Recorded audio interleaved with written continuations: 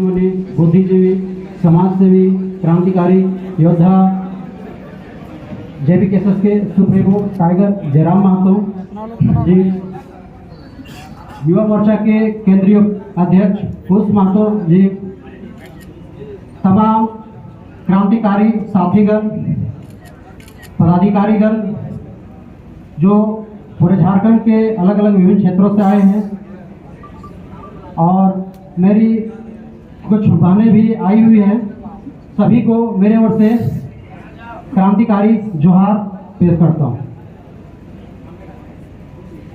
आज युवा मोर्चा का महासम्मेलन है और हम लोग भली भांति जानते हैं कि इस पार्टी का उदय होने में और उदय ही युवा मोर्चा के लेके युवा के साथ ही हुआ है। और सभी लोगों ने, सभी वक्ताओं ने अभी तक के सभी मंच में हमने सुना है कि भाषण, सिंगिंग और अनेक क्रियाकलाप के माध्यम से लोगों को युवा के दुख दर्द और युवा का संगठन तैयार करने में मदद की है। आज मैं आप सबों के समक्ष एक कविता के माध्यम से युवा के दुख दर्द को उजागर करूंगा। इससे पहले मैं, युवा सम्मेलन है, युवाओं की बात होनी चाहिए और मैं भी PG B.Ed किया हूँ और UPSC एस्पिरेंट भी रहा हूँ, तो सबसे पहले मैं युवा के दर्द के बारे में कुछ बातें रखूंगा।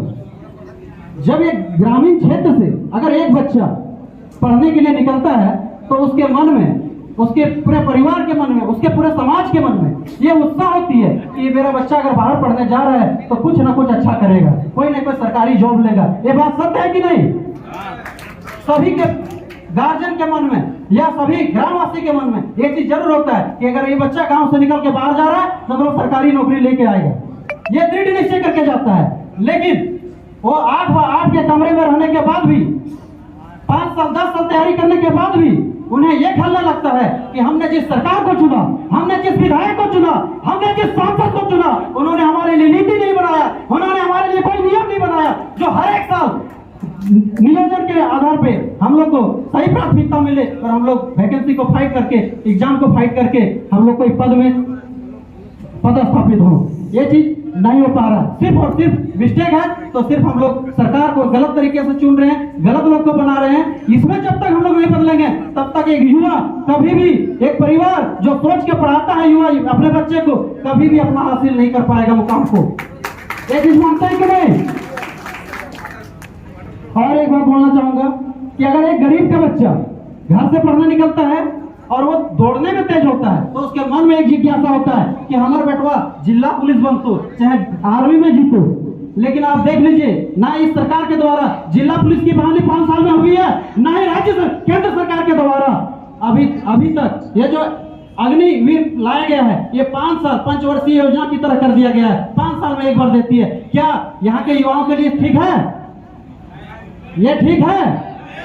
और जब युवा डिफेंस में छटता है और अगर वो पढ़ने में तेज रहा होता है तो बच्चे और समाज के लोगों के मन में यह होता है कि चलो ये बच्चा रेलवे में जाएगा। जब वो रेलवे के लिए तैयारी करता है तो रेलवे का भी एग्जाम देख लीजिए, उसमें भी वैकेंसियां कम हो रही है और वो भी एग्जाम का वैकेंसी 5 साल में एक बार आ रही है। क्या ये सही है? इसी तरह से जब वो बच्चा रेलवे में नहीं फाइट कर पाता है, जब उम्र उनका ज्यादा होने लगता है तो बच्चा जाके B.Ed करता है। जिसके पास किसी तरह का पूंजी होती है, घर के परिवार में अगर अधिक अगर थोड़ा बहुत पैसा रहा तो वो अपना B.Ed करते हैं ताकि शिक्षक बनेंगे। शिक्षक वो 40 साल तक भी बनते रहेंगे। क्या शिक्षक की बहाली अभी तक आई है? अभी आई है लास्ट में। क्यों? क्योंकि अभी इलेक्शन है, वोट लेना है, फिर 5 साल उनको सोना है। तो क्या इस बार हम लोग इस तरह का मिस्टेक करेंगे? यहाँ जितने भी उपस्थित हैं सब युवागण हैं। ये चीज हम लोग को निश्चय करना होगा। ना हम लोग को दारू मुर्गा में बिकना होगा, ना ही हम लोग को किसी के बहकावे में आना होगा। हाँ, भली भांति हम लोग हर गांव में सभा करके या नुक्कड़ नाटक करके लोगों को समझाना होगा कि हम लोग क्यों नहीं आज सरकारी जॉब में। मैं इसी बात को मैं एक पोएम के माध्यम से रखना चाह रहा हूँ आप लोग के बीच, जिसका शीर्षक है बेरोजगारी। रहता था मैं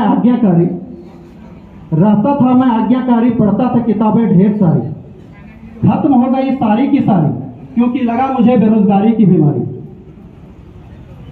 करता था मैं एग्जाम की तैयारी, सरकार बनी, रिक्तियां आई, हम सब ने भर दी बारी बारी, पता चला रद्द हो गई रिक्तियां हमारी, क्योंकि लग चुकी थी नियोजन नीति की बीमारी। प्यार खत्म,